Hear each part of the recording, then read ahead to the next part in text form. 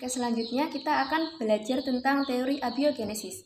Nah, seperti apa sih teori abiogenesis itu? Jadi, teori abiogenesis ini kita bisa melihat dari susunan kata-katanya. A artinya tidak, bio artinya hidup, dan genesis artinya awal mula. Nah, dari sini kita bisa menarik kesimpulan bahwasanya teori abiogenesis merupakan teori yang menyatakan bahwasanya makhluk hidup itu berasal dari benda mati. Nah, tokoh-tokohnya seperti Aristoteles, Johnny Demm, kemudian ada Anthony van Leeuwenhoek. Nah, contohnya makhluk hidup berasal dari benda mati itu apa sih? Yang pertama, misalnya belatung berasal dari daging yang membusuk. Kemudian cacing berasal dari tanah dan ikan yang berasal dari air. Nah, pada percobaan yang telah dilakukan Johnny Demm itu beliau itu merebus daging yang tidak steril dan dilakukan perebusannya cuma beberapa menit. Kemudian air kaldunya ini disimpan di dalam botol. Nah, kemudian ditutup dengan sumbat gabus. Nah, setelah beberapa hari ternyata banyak mikroba di dalam botol tersebut. Nah, maka dari itu Johnny Demm menyimpulkan bahwasanya makhluk hidup berasal dari benda mati. Namun teori ini diperkuat lagi oleh Anthony van Leeuwenhoek selaku penemu mikroskop.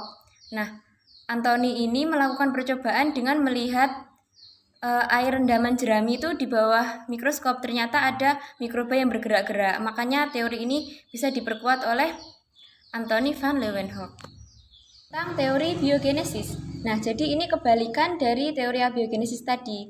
Bio artinya hidup dan genesis artinya awal mula. Jadi bisa disimpulkan bahwa teori biogenesis ini merupakan teori yang menyatakan bahwasanya makhluk hidup itu berasal dari benda hidup. Nah, siapa saja tokohnya? Nah, biar tidak gampang terbalik, kita menggunakan rumus cepat. Tokohnya yaitu Redi Lapar. Yang pertama ada Francisco Redi, kedua La-nya Lazarus Spallanzani, dan Par-nya Louis Pasteur. Nah, dari ketiga ilmuwan ini telah melakukan percobaan masing-masing untuk mendukung teori ini. Pertama ada Francisco Redi untuk melakukan percobaan teori biogenesis. Ya, jadi Francisco Redi ini menggunakan sepotong daging yang dimasukkan ke dalam toples dengan perlakuan berbeda. Nah, toples pertama itu diisi dengan daging yang ditutup rapat. Kemudian ada toples yang tidak ditutup sama sekali. Dan yang ketiga ada toples diisi daging dan ditutup dengan kain kasa. Nah, maka didapatkan hasil bahwasanya pada toples yang dibiarkan terbuka itu terdapat banyak belatung karena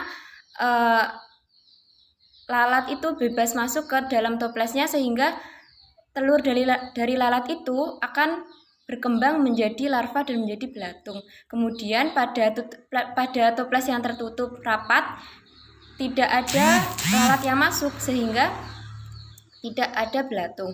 Dan kemudian pada perlakuan ketiga pada toples yang ditutup dengan kain kasa sehingga ada sedikit telur lalat yang bisa masuk dan hasilnya belatung yang terjadi hanya sedikit. Maka dari sini bisa disimpulkan bahwasanya belatung itu bukan berasal dari daging tapi dari telur lalat, seperti itu. Percobaan dari Lazarus Spallanzani. Nah, Lazarus Spallanzani ini melakukan percobaan pada tahun 1765. Yang digunakan adalah air kaldu. Jadi air kaldu itu direbus, kemudian diberikan dua perlakuan yang berbeda. Pada perlakuan pertama, air kaldu itu dibiarkan terbuka dan didiamkan selama beberapa hari. Dan akhirnya hasilnya terdapat mikroba dan membusuk seperti itu. Dan pada perlakuan kedua, air kaldu itu diberikan di labu dan diberikan sumbat gabus dan dibiarkan sampai mendidih. Namun beberapa hari akhirnya tidak ada mikroorganisme di dalamnya dan air kaldunya tetap jernih. Nah, namun setelah beberapa hari ternyata memberi perlakuan yang berbeda lagi, yaitu dengan air kaldu yang jernih tadi itu dibuka tutupnya, kemudian baunya jadi busuk dan keruh. Hal ini menandakan adanya mikroba. Nah, dari percobaan yang dilakukan oleh Lazarus Spallanzani ini menyatakan bahwa makhluk hidup itu berasal dari benda hidup, yaitu air kaldu itu tidak menyebabkan adanya kehidupan, namun dari mikroorganisme luar yang membuat air kaldu itu jadi terkontaminasi oleh mikroba. Namun pada teori ini dibantah oleh penganut teori biogenesis karena dalam labu yang tertutup itu tidak adanya udara yang memungkinkan makhluk hidup untuk hidup, tidak ada pembentukan makhluk hidup. Nah, kemudian pada percobaan ini dilanjutkan oleh Louis Pasteur, yaitu Louis Pasteur. Nah, Louis Pasteur ini meneruskan percobaan dari Lazarus Spallanzani yang dibantah oleh kaum abiogenesis. Nah, jadi Louis Pasteur ini menggunakan tabung leher angsa. Kenapa tabung leher angsa? Karena tabung ini memiliki bentuk yang seperti huruf S, seperti berbelok-belok seperti itu, seperti lehernya angsa. Nah, hal ini bertujuan supaya mikroba itu terjebak di dasaran pipa tersebut. Jadi masih ada kontaminasi, masih ada udara yang bisa masuk, namun bakterinya terjebak di dasaran pipa tersebut. Nah, sama yang digunakan itu tetap air kaldu, namun wadahnya yang berbeda. Nah, di sini air kaldunya dipanaskan, kemudian didinginkan.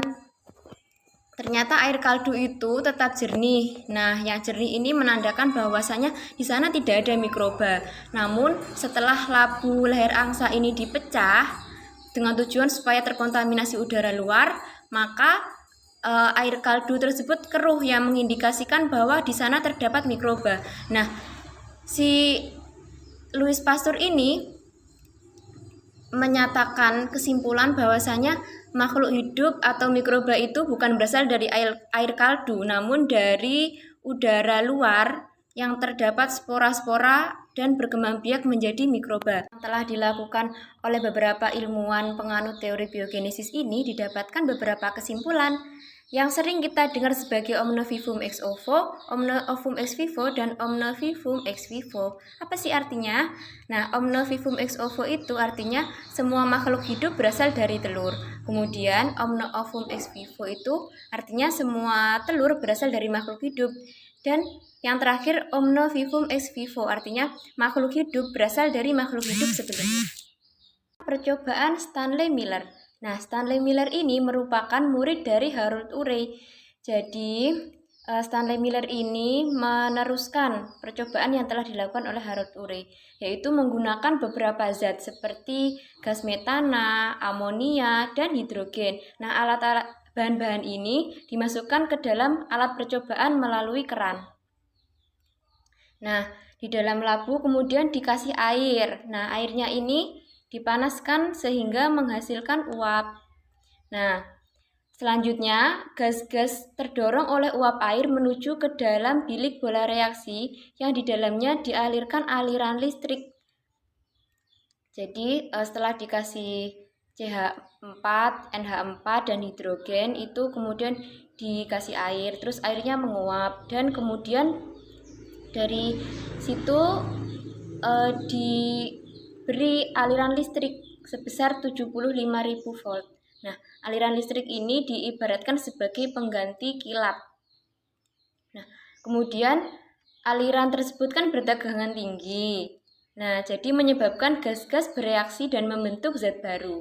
Nah, zat baru apa sih yang terbentuk dari percobaan ini?